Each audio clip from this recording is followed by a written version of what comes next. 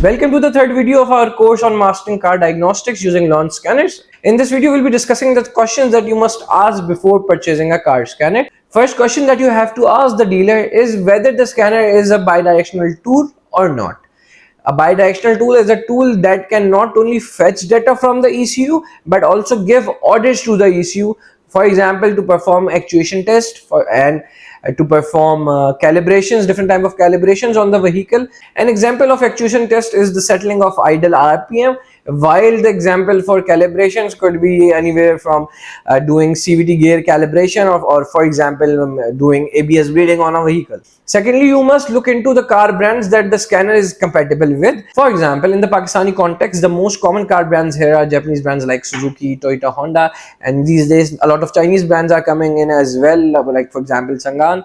So you must look after those brands, and also you must ask the dealer to provide you with a demo unit and check that demo unit onto different vehicles, scan a few vehicles and look for the options that you want in the scanner, and that is the only way that you can clarify whether the scanner has the features that you want or not. You shouldn't just go for what the dealer is saying and just trust them blindly. You must check it onto a vehicle as well. Next up, you must check the RAM and storage of the scanner, as these days a lot of mobiles come with like let's say 8 GB RAM or maybe 12 GB RAM.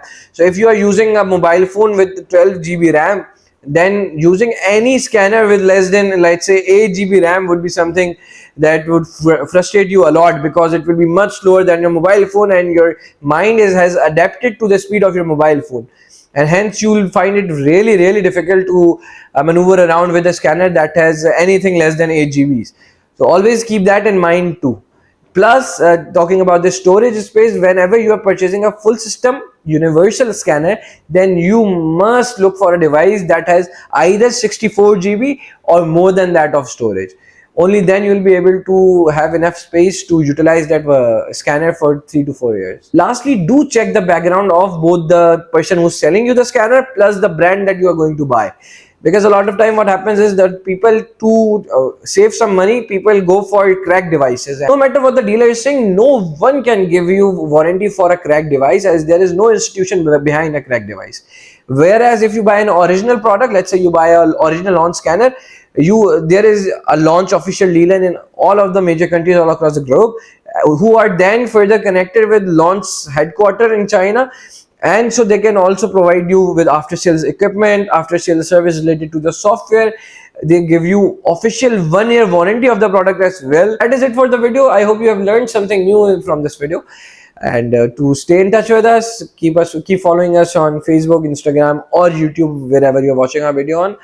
And in the next video, we'll be talking about the interface of launch scanners, how to perform health reports and all. So stay tuned. Take care. Bye bye.